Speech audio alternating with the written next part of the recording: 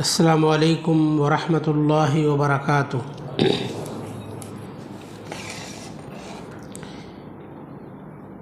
الحمد للہ رب العالمین والصلاة والسلام علی سید المرسلین، اما بعد، اعوذ باللہ من الشیطان الرجیم، بسم اللہ الرحمن الرحیم۔ والذین تبوأوا الدار والایمان من قبلهم يحبون من هاجر إليهم ولا يجدون في صدورهم حاجة مما أوتوا ويؤثرون على أنفسهم ولو كان بهم خصاصة ومن يوق شح نفسه فأولئك هم المفلحون۔ محترم حضرات و معزز خواتین، آج کا درس شروع کرنے سے پہلے خواتین کی جانب سے ایک سوال آیا ہے، اس سوال کا جواب دے دینا مناسب سمجھتا ہوں۔ ایک سوال آیا ہے، کیا نماز پڑھتے وقت عورت اپنا چہرہ اور ہاتھ کی کلائی چھپا سکتی ہے، یا اسی طرح سے حج اور عمرہ کی ادائیگی کے وقت عورت اپنا چہرہ چھپا سکتی ہے یا نہیں؟ دیکھیے، نماز کے تعلق سے جہاں تک مسئلہ ہے تو عورت کا پورا جسم پردہ ہے، عورت کو اپنا پورا جسم چھپانا ہے۔ اگر کوئی اللہ کی بندی نماز پڑھتے وقت بھی اس قدر احتیاط کرتی ہے کہ اپنا چہرہ اپنی ہتھیلیوں کو چھپا کر پورے طور پر کور ہو کر نماز پڑھتی ہے تو اس میں کوئی حرج کی بات نہیں ہے، نماز اس کی ہو جائے گی، نماز پر فرق نہیں پڑے گا۔ مگر نماز کی حالت میں ایسی جگہ جہاں کسی غیر مرد کی نظر پڑنے کا امکان ہی نہیں ہے تو پھر چہرہ اور ہتھیلیوں کو چھپانے کی کوئی ضرورت نہیں ہے، اس سے نماز پر کچھ بھی فرق نہیں پڑے گا۔ اسی طرح سے حج یا عمرہ کی ادائیگی کے وقت عورت کے لیے چہرہ چھپانا ضروری نہیں ہے۔ طواف کے دوران، حج و عمرہ کی ادائیگی کے دوران عورت کے لیے چہرہ چھپانا ضروری نہیں ہے۔ البتہ حضرت عائشہ وغیرہ کی حدیثیں ہمیں ملتی ہے۔ حضرت عائشہ رضی اللہ عنہ کہتی ہیں کہ حجۃ الوداع کے موقع پر جب ہم اللہ کے نبی صلی اللہ علیہ وسلم کے ساتھ حج پر گئے ہوئے تھے تو جب مرد ہمارے قریب آتے تھے تو ہم اپنے چہروں پر چادریں ڈال لیا کرتے تھے، چہروں کو چھپا لیا کرتے تھے۔ تو اگر کوئی اللہ کی بندی اس قدر احتیاط کریں کہ اپنا چہرہ وغیرہ غیر مردوں سے ڈھک کر رکھیں، چھپا کر رکھیں تو بہت اچھی بات ہے، ورنہ حج یا عمرہ کی ادائیگی میں عورت کے لیے چہرے کو چھپانا یہ شرط نہیں ہے، ضروری نہیں ہے۔ تو مجھے امید ہے شاید یہ مسئلہ سمجھ میں آ گیا ہوگا۔ اللہ رب العالمین سے دعا ہے کہ رب العالمین ہم تمام لوگوں کو شریعت کے مطابق زندگی گزارنے کی توفیق عطا فرمائے، آمین۔ ابھی آپ کے سامنے سورہ حشر کی آیت نمبر 9 تلاوت کی گئی ہے۔ انشاءاللہ اسی آیت کریمہ سے متعلق کچھ مختصر باتیں آپ کے سامنے بیان کی جائیں گی۔ اللہ رب العالمین نے انصاری صحابہ کی تعریف کرتے ہوئے فرمایا، والذین تبوؤوا الدار والایمان من قبلہم یحبون من ہاجر الیہم ولا یجدون فی صدورہم حاجة مما اوتوا ویؤثرون علی انفسہم ولو کان بہم خصاصہ۔ انصاریوں کی ایک خوبی بیان کرتے ہوئے اللہ تعالیٰ نے فرمایا کہ وہ اپنی ضروریات پر دوسروں کی ضروریات کو ترجیح دیتے ہیں، اور جو شخص اپنے نفس کے حرص اور لالچ سے بچا لیا جائے حقیقی معنوں میں وہی کامیاب ہے۔ دیکھیے، اللہ تعالیٰ نے جن اخلاق کریمانہ سے ہم تمام لوگوں کو متصف ہونے کی تعلیم دی ہے، ان بہترین صفات اور بہترین خوبیوں میں سے ایک بہت بڑی اخلاقی خوبی ایثار ہے۔ ایثار کا مطلب ہوتا ہے کہ خود کی ضروریات پر دوسروں کی ضروریات کو ترجیح دینا، خود بھوکا رہ کر دوسروں کو کھانا کھلانا، خود پیاسا رہ کر دوسروں کو پانی پلانا، خود تکلیف اٹھا کر دوسروں کو آرام و راحت پہنچانا، یہ آسان کام نہیں ہے، بڑے دل گردے کا کام ہے۔ مثال کے طور پر ہمیں کسی چیز کی ضرورت ہے اور اتفاق سے وہ چیز ہمارے پاس موجود بھی ہے، لیکن یہ جان کر کہ ہمارا فلاں بھائی، ہمارا فلاں رشتہ دار، ہمارا فلاں پڑوسی اس چیز کا زیادہ ضرورت مند ہے، تو اپنی ضرورت اور اپنی خواہش کو قربان کر کے دوسرے مسلمان بھائی کی ضرورت پوری کرنا، اسی کا نام ایثار ہے۔ دل بڑا ہونا چاہیے۔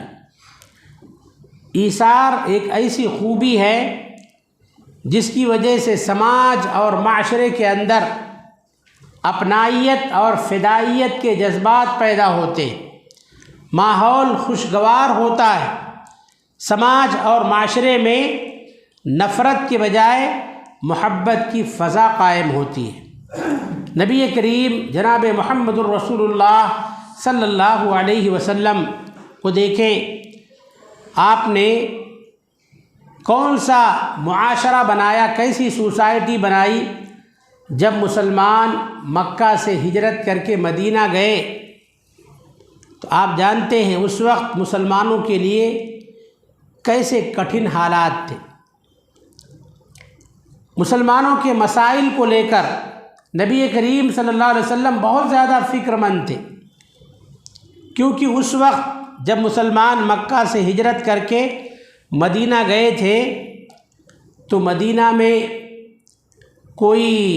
نہ تو کوئی فیکٹری تھی، نہ کوئی مل تھی کہ جس میں اتنے سارے لوگوں کو کام دے دیا جاتا، نہ کوئی سرائے اور مسافر خانہ تھا جہاں اتنے سارے لوگوں کو ٹھہرا دیا جاتا، نہ ہی فالتو اور خالی مکانات تھے کہ اتنے سارے لوگوں کو جہاں بسا دیا جاتا۔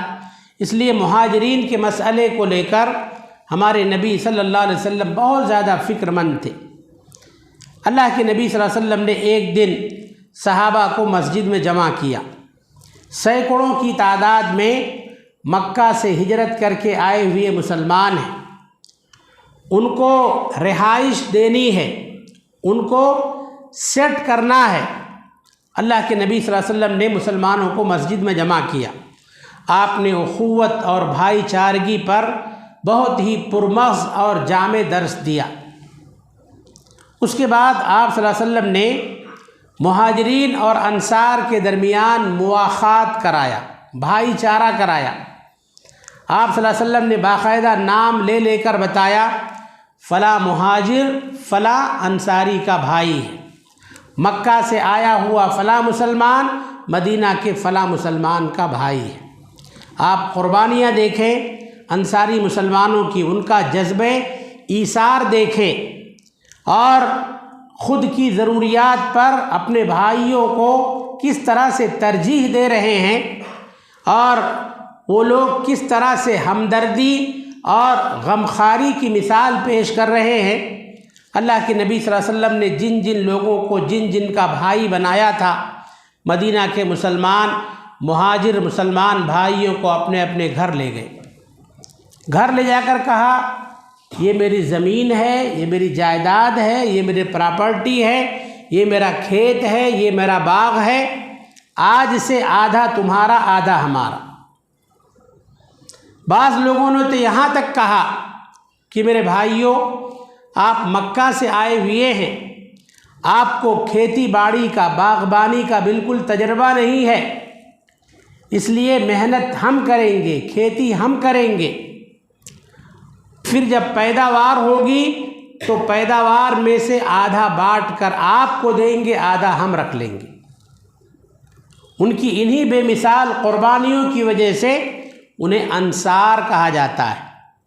مکہ سے آئے ہوئے مسلمانوں کو مہاجرین، اور مدینہ کے مسلمانوں کو جنہوں نے ان مہاجر بے گھر مسلمانوں کی مدد کیا، ان کو انصار کہتے ہیں۔ انصار کے معنی مددگار، انصار یہ ناصر کی جمع ہے، جس کے معنی مددگار، یعنی دین اور ایمان کے لیے جن مسلمانوں نے اپنا گھر بار، رشتہ ناتا، کنبہ قبیلہ سب کچھ چھوڑ کر مکہ سے مدینہ کی طرف ہجرت کیا، ایسے مجبور، بے گھر اور پریشان حال مسلمانوں کی مدد کرنے والے۔ تو مدینہ کے مسلمانوں نے جس ایثار کا ثبوت دیا، آج ایسی مثالیں دیکھنے کے لیے دنیا ترس رہی ہے، اس طرح کے نمونے دیکھنے کے لیے دنیا ترس رہی ہے۔ آج ہر طرف خود غرضی، انانیت، لوٹ گھسوٹ کا دورہ ہے۔ آج جانتے ہو لوگ 3 فگر میں جی رہے ہیں، اکثر و بیشتر لوگ، میں، میری بیوی، میرے بچے، بس میں خوش رہوں، میری بیوی خوش رہے، میرے بچے خوش رہیں، دوسرے لوگوں کے ساتھ کیا ہو رہا ہے ہمیں اس کی کوئی فکر نہیں ہے۔ ہمارا مذہب اسلام اس طرح کی تعلیم نہیں دیتا ہے۔ میرے بھائیوں، آج دنیا کو یہ بھولا ہوا سبق یاد دلانے کی ضرورت ہے۔ آج لوگوں کے اندر یہی جذبہ ایثار پیدا کرنے کی ضرورت ہے۔ یہ کون کرے گا؟ ہم مسلمان نہیں کریں گے تو کون کرے گا؟ کیا کوئی دوسری قوم آئے گی اور ان تعلیمات پر عمل کرے گی؟ نہیں، خود ہم ہی کو عمل کرنا ہے۔ لہذا ہر ایک کے اندر ایثار کا جذبہ ہونا چاہیے۔ علماء نے ماہ رمضان کو شہر المواسات بھی کہا ہے۔ شہر المواسات کا مطلب ہوتا ہے غمخواری کا مہینہ، مواسات کا مہینہ، ایک دوسرے کے دکھ درد میں شریک ہونے کا مہینہ۔ الحمدللہ عید قریب آ رہی ہے، ہم میں سے بہت سارے بھائی، بہت ساری بہنیں اپنے لیے، اپنے بچوں کے لیے اور اپنے قریبی لوگوں کے لیے کپڑے وغیرہ کا، عید کی خوشی کا ابھی سے انتظام کر رہے ہیں، یا کر لیے ہیں، یا بعض لوگ کرنے والے ہیں۔ آپ لوگوں سے میری گزارش ہے کہ اس موقع پر اپنے پڑوس والوں کو ہرگز نہ بھولیں، اپنے غریب رشتہ داروں کو ہرگز نہ بھولیں۔ ہم اپنا بجٹ تیار کریں کہ ہمارے بچوں کا عید کا کتنا بجٹ ہوتا ہے۔ مثال کے طور پر ایک اوسط درجے کی فیملی ہے، اگر ان کے بچوں کے عید کی شاپنگ پر 20,000 روپے خرچ ہو رہے ہیں، تو کیا کریں؟ صرف 15,000 میں اپنی ضروریات پوری کریں، باقی 5,000 روپے نکال کر الگ کر لیں کہ انشاءاللہ اس کے ذریعے سے ہم غریب پڑوسیوں کا، غریب رشتہ داروں کا، غریب مسلمانوں کا، یتیموں کا، بیواؤں کا خیال رکھیں گے، عید کی خوشی میں ان کو بھی شریک کریں گے، تو کہیں نہ کہیں انشاءاللہ ہم ایثار پر عمل کر سکتے ہیں۔ ہمارا مذہب اسلام ہم سے انہی باتوں کا تقاضا کرتا ہے۔ لہذا ایسے موقع پر ماہ رمضان میں ہم ایسے ضرورت مندوں کو ہرگز نہ بھولیں۔ اللہ کے نبی صلی اللہ علیہ وسلم نے مسلمانوں کو ہمیشہ اسی طرح کی تعلیم دی ہے۔ آپ صلی اللہ علیہ وسلم نے ایک سفر کے موقع پر، صحابہ کرام رضوان اللہ علیہ مجمعین سفر پر جا رہے تھے، مسافر سوار زیادہ تھے، سواریاں کم تھیں۔ اس موقع پر اللہ کے نبی صلی اللہ علیہ وسلم نے صحابہ کو خطاب کرتے ہوئے فرمایا، کہا دیکھو، من کان معہ فضل زہر فلیعد بہ علی من لا زہر لہ، جس کے پاس زائد سواری ہے اسے چاہیے کہ وہ اس کو سواری دے دے جس کے پاس سواری نہیں ہے۔ جس کے پاس زائد توشہ ہے، زائد کھانے پینے کا سامان ہے، تو اسے چاہیے کہ وہ ایسے لوگوں کو دے دے جس کے پاس کھانے پینے کا سامان نہیں۔ راوی حدیث حضرت ابو سعید خدری رضی اللہ عنہ کہتے ہیں اللہ کے نبی صلی اللہ علیہ وسلم نے سواریوں کے علاوہ، کھانے پینے کی چیزوں کے علاوہ بہت ساری چیزوں کا تذکرہ فرمایا، یہاں تک کہ ہم نے محسوس کیا کہ ایسا لگتا ہے کہ ہماری ضرورت سے زائد جو بھی سامان ہے اس پر ہمارا کوئی حق نہیں ہے۔ صحابہ نے نبی کریم صلی اللہ علیہ وسلم کی نصیحتوں سے اور آپ کی تعلیمات سے اس بات کو سمجھا۔ صحابہ بیٹھے ہوئے ہیں، عشاء کی نماز کے بعد ایک صحابی رسول آئے، کہا اے اللہ کے نبی صلی اللہ علیہ وسلم انی مجہود، میں بھوک سے نڈھال ہوں، بھوک سے پریشان حال ہوں۔ اللہ کے نبی صلی اللہ علیہ وسلم نے اپنے گھر خبر بھیجوایا، ایک بیوی کے ہاں خبر بھیجا، کہا جاؤ دیکھو گھر میں کچھ کھانے کے لیے ہے۔ پیغام لانے والے نے بتایا کہ وہاں سے جواب آیا واللہ ما عندی الا ما، اللہ کی قسم ہمارے پاس پانی کے سوا کچھ نہیں۔ اللہ کے نبی صلی اللہ علیہ وسلم نے اپنی تمام بیویوں کے ہاں پیغام بھیجوایا، ہر جگہ سے یہی جواب آیا واللہ ما عندی الا ما، اللہ کی قسم ہمارے پاس پانی کے سوا کچھ نہیں۔ اب جب یہ پتہ چلا کہ آپ کی بیویوں کے یہاں سے اس بھوکے شخص کے لیے کھانے کا انتظام نہیں ہو پایا، آپ صلی اللہ علیہ وسلم نے صحابہ سے کہا من یضیف ھذا اللیلہ، میرے مہمان کو آج کی رات کون اپنا مہمان بنائے گا؟ ایک صحابی رسول حضرت ابو طلحہ رضی اللہ عنہ کھڑے ہوئے کہا اللہ کے نبی صلی اللہ علیہ وسلم میں آپ کے مہمان کو اپنا مہمان بناؤں۔ اور جانتے ہو مہمان کون تھے؟ حضرت ابو ہریرہ ہی تھے۔ بعض شارحین حدیث نے لکھا ہے حضرت ابو ہریرہ رضی اللہ عنہ وہی تھے، وہ خود بھوکے تھے، وہ اپنا واقعہ بیان کرتے تو کہتے ہیں ان کو لے کر اپنے گھر گئے، گھر پہنچے، بیوی سے پوچھا کہ حل عندک شیء، تمہارے پاس کھانے کے لیے کچھ ہے گھر میں؟ تو بیوی نے کہا لا الا قوت صبیانی، بچے کا کھانا ہے، اس کے سوا اور کچھ نہیں ہے۔ تو انہوں نے کہا ایسا کرو بچوں کو بہلا پھسلا کر سلا دو، دستر لگا دو، میرے اور مہمان کے بیٹھنے کا انتظام کرو، جب ہم دستر پر بیٹھ جائیں تو آہستہ سے چراغ بجھا دو اور مہمان کے سامنے یہ ظاہر کرو کہ ہم بھی ان کے ساتھ کھانا کھا رہے ہیں۔ میرے بھائیوں قربان جائیے اس خاتون پر، کیسی خاتون تھی؟ دیکھیے خواتین سے بھی گزارش ہے کہ اپنے گھر کی عزت کو گھر کی چار دیواری میں رکھنا چاہیے۔ آج شوہر بغیر بیوی کے اجازت کے اگر کسی مہمان کو لا لے تو پھر اس کی شامت آ جاتی ہے، تم لائے ہو تم ہی کھلاؤ، تم لائے ہو تم ہی پکاؤ، بڑے عزیز ہیں تمہارے، بڑے پیارے ہیں تمہارے، تم ہی ان کا خیال رکھو۔ کبھی کبھی شوہر کی عزت و احترام کا بھی خیال رکھنا چاہیے، گھر کی عزت گھر کی چہار دیواری میں رکھنا چاہیے۔ بھوکا ہے، ضرورت مند ہے، شوہر نے کہا چراغ بجھا دو، مہمان کو یہ بتاؤ کہ ہم بھی ان کے ساتھ کھانا کھا رہے ہیں، مہمان کو ایسا محسوس ہونا چاہیے۔ جیسی دسترخوان پر بیٹھے تو بیوی نے چراغ بجھا دیا شوہر کی ہدایت کے مطابق، بچوں کو پہلے سے ہی بہلا پھسلا کر سلا دیا تھا، مہمان نے بھر پیٹ کھانا کھایا، میاں بیوی اور بچے سارے بھوکے ہو کر رات گزار دیے۔ صبح ہوئی، فجر کی نماز میں اللہ کے نبی صلی اللہ علیہ وسلم سے ملاقات ہوئی، کسی کو پتہ نہیں ہے یہاں کہ رات کیا واقعہ پیش آیا، مگر ان کے پہنچنے سے پہلے اللہ تعالیٰ نے نبی کریم صلی اللہ علیہ وسلم کو خبر دے دیا۔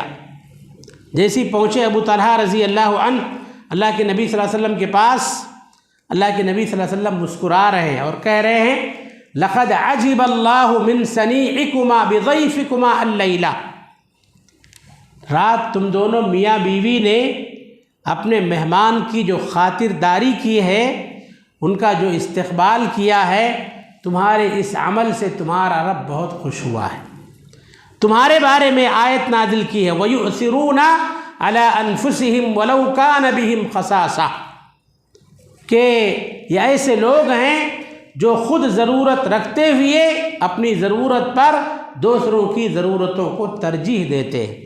میاں بیوی بچے سب نے بھوکے ہو کر رات گزار دی اور اس مہمان کا، صحابی رسول کا خیال رکھا، خود نہ کھاتے تھے اوروں کو کھلا دیتے تھے، خود نہ کھاتے تھے اوروں کو کھلا دیتے تھے۔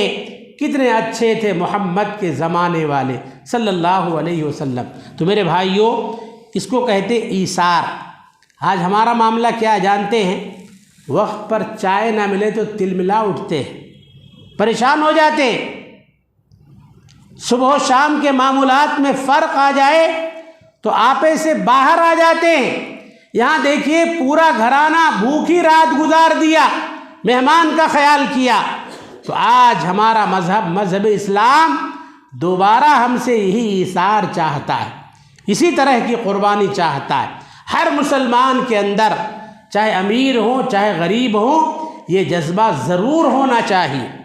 کبھی سنگین، اللہ نہ کرے سنگین حالات پیدا ہو جائے، الحمدللہ ہم سب کھاتے پیتے ہیں اپنی حیثیت کے مطابق، اگر کبھی اس طرح سے بحرانی کا دور آ جائے، اگر یہ جذبہ ہمارے اندر موجود ہے تو زندگی گزارنا ہمارے لیے آسان رہے گا۔ آپ نے دیکھا ہوگا کورونا وائرس کے دور میں اللہ کے بندوں نے کتنی مدد کیا، اللہ کے بندوں کی، اپنوں کی بھی مدد کیا، غیروں کی بھی مدد کیا۔ بعض لوگوں کے بارے میں تو یہاں تک سننے میں باتیں آئیں کہ لوگ مدد کرتے کرتے خود زکوٰۃ لینے کے مستحق بن گئے۔